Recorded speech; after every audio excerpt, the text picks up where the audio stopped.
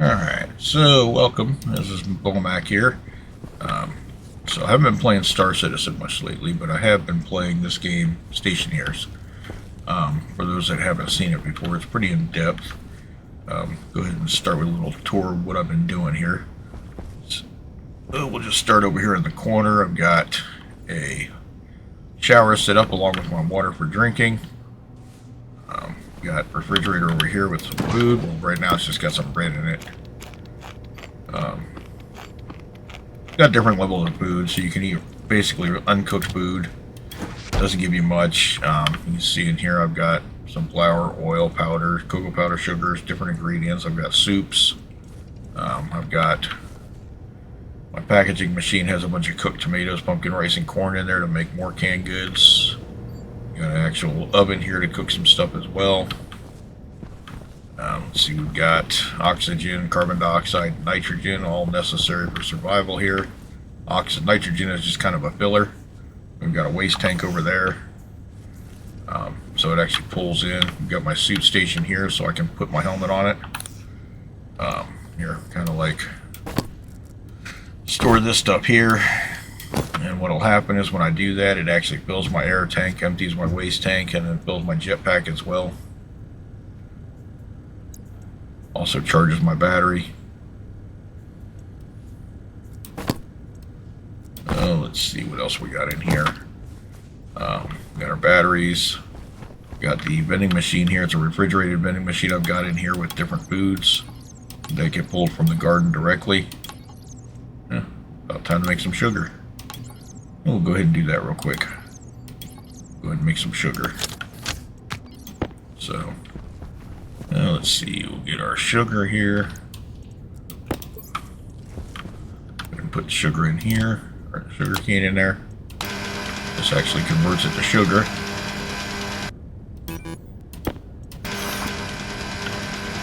Put it in here. Go and set this. I store the sugar in stacks of about 500.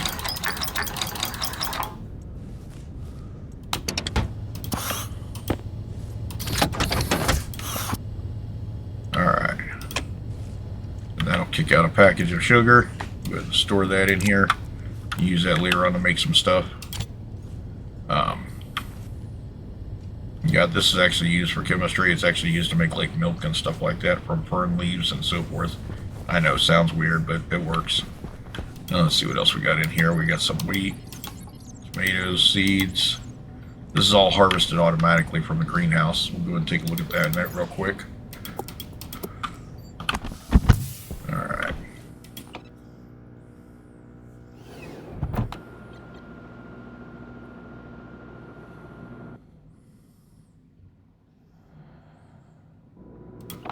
Good enough.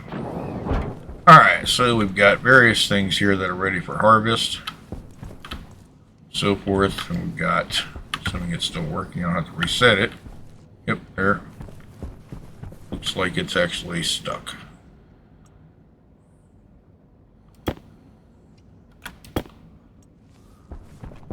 Go ahead and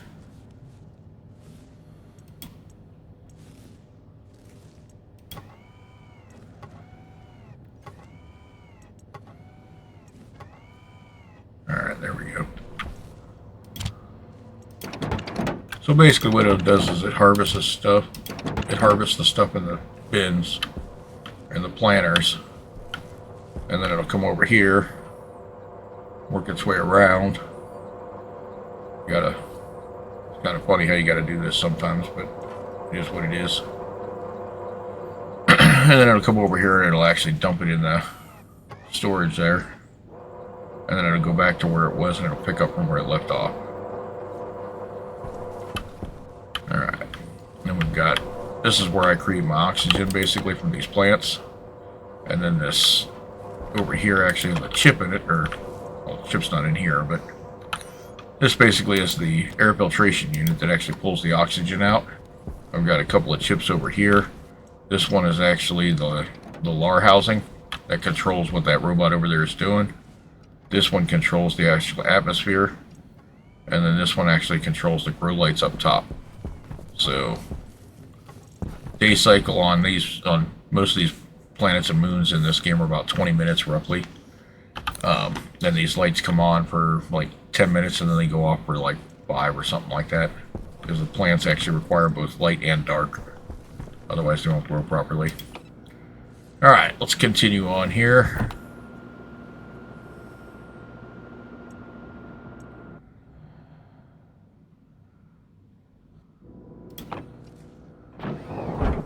Alright, so I covered this. I guess I forgot this over here, the air conditioner. This actually keeps it a nice balmy 30 Celsius in here.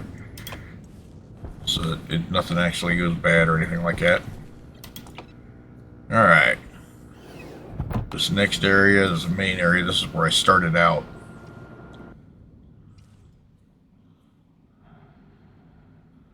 So we've actually got our main manufacturing area with my different machines. This one actually makes tools and so forth. This one makes electronic stuff.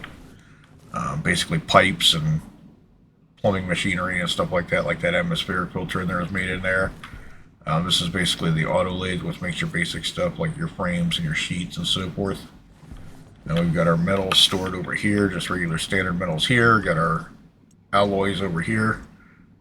These ones that don't have the ribs, they seem like a solid cylinder, are basically alloys. The other ones here are considered super alloys. They require a lot more materials and care to make. So we've got our vending machine for the winding pad here. I've got 2 separate chips controlling this. This dial, this light, and this chip over here actually control the automated system. And this chip over here and these 4 actually control the satellite dish. Computer here actually is set up to actually be able to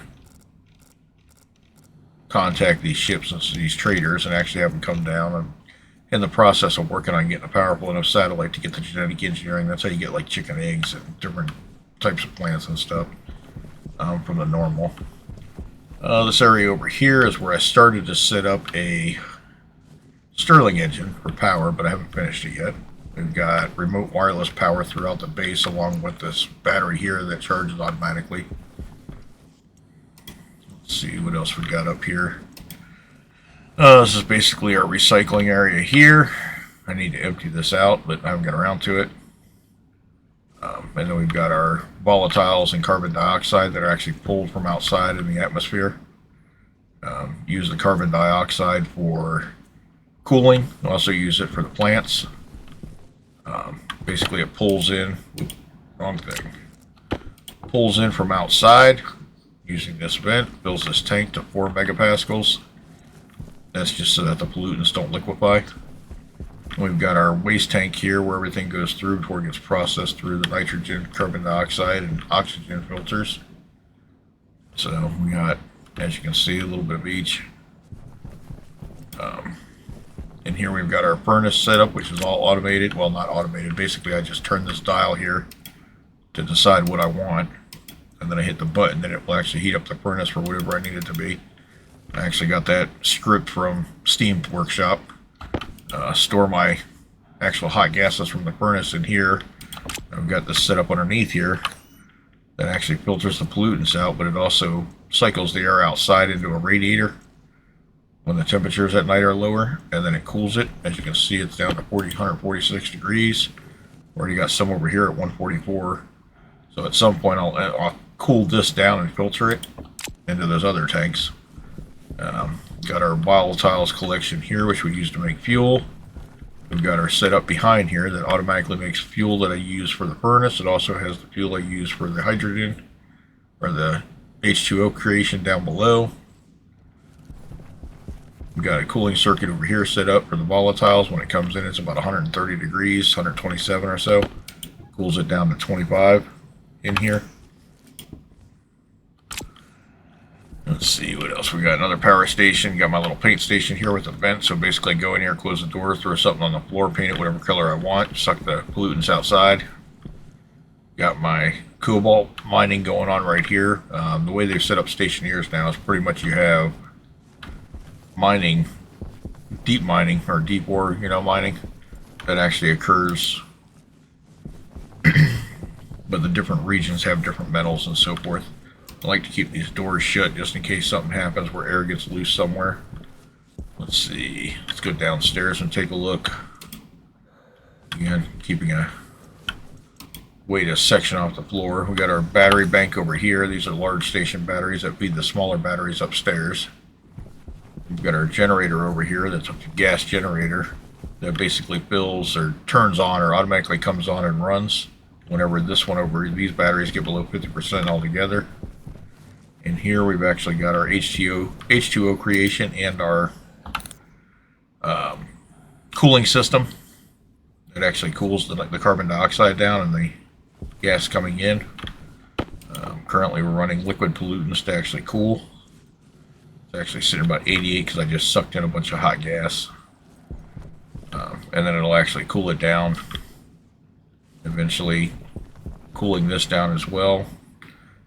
So basically this H2 combustor right here pulls full fuel from up top, creates steam in the form of that H2O steam, and has carbon dioxide and pollutants as off gases. Stores it in this tank. Once this tank hits about 30 megapascals, then this filter turns on and actually filters the water out and throws the rest back into the tank there. The steam goes over here until it builds up to about 15 megapascals, and then it cools on an external circuit to a radiator. And then once it cools enough, it'll condense and actually end up in here. As you can see, I got 384 liters of water here, but it's too hot to drink currently because it's 64C. It needs to get down to about 30. At a minimum, it's got to be below 50 to be able to drink it. And then I've currently got about 68 liters here waiting, so I'll need to get that moving here shortly to get it going. So basically, cooling works. We pull atmosphere from outside in, which consists of pollutants, carbon dioxide, and volatiles. Once we get about 5 megapascals in this tank, it starts to condense. Then the liquid actually comes through these condensing valves here and ends up in this pollutants tank. Runs through, gets cooled partially from here. As you can see, we got 86.4 there. Coming out the other side, we got 74. Goes through these cooling evaporative chambers. Basically what they do is they take it and they actually pressurize it enough to for a certain temperature. You set these pressure wise for what you want temperature. If you look in here, then I can scroll down, hit Celsius, tell it I want it to be about 20 degrees. Then I basically set my pressure to the 3586 there, which is about where they're at, 3503. So I think I went for 15C. And all four of these will actually work in conjunction. So the liquid goes in the bottom here, goes inside here, gets evaporated. If you know anything about gases, basically when they condense, they heat up. When you evaporate them, they cool down. So I've got them cooling in there, and then it comes out this yellow pipe here and goes back through to pre-cool these gases, goes outside, and the vents come out over top of the actual air intakes for this system. So I get some pre-cooled air in there already. On the back side of it is this gray carbon dioxide pipe, and that actually is what I use to cool everything. So it cools the air conditioner for the living area, it cools this tank over here for the pollutants, and then it actually cools the water over here. So I just got it set up a while back, reset up after it malfunctioned. Alright, let's see what else we got here. So that's pretty much most of the base inside. Let's go see if it's cool enough outside to go outside here.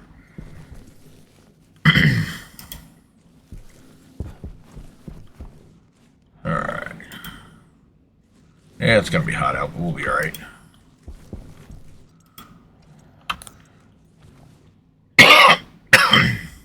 Alright, so the vending machine, this computer, these chips, these controls, all control what's going on with the landing pad outside.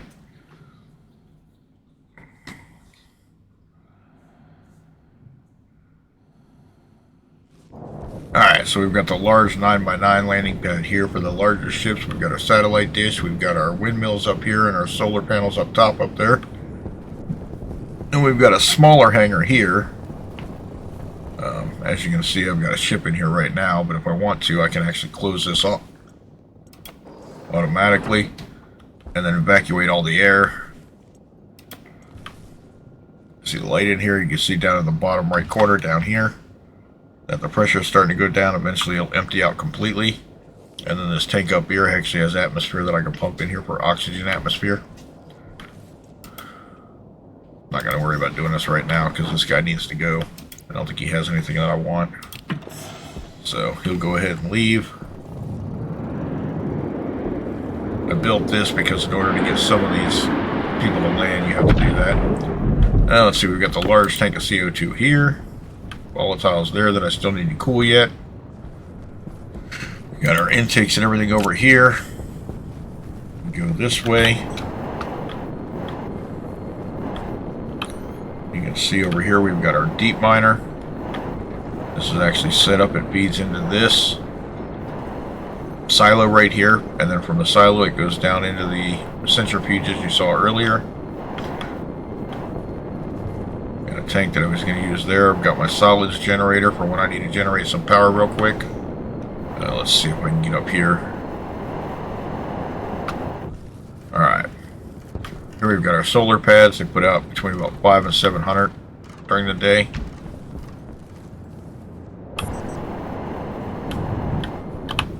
Alright, let's see, let's go back inside. It's kind of... We do actually have this one set up with everything, so I can actually get gases from the ships coming in, and I can actually sell gases back to them in liquids. Let's see here. Getting a little warm, I'll run through my oxygen faster being out there right now.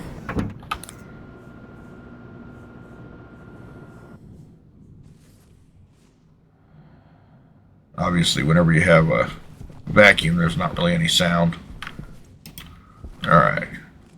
So that is pretty much what I've been working on while I've been taking a break from Stationeers. If you have any questions or comments, by all means let me know. If you'd like to see something more or you'd like to see some other stuff on this, let me know. Other than that, have a great day.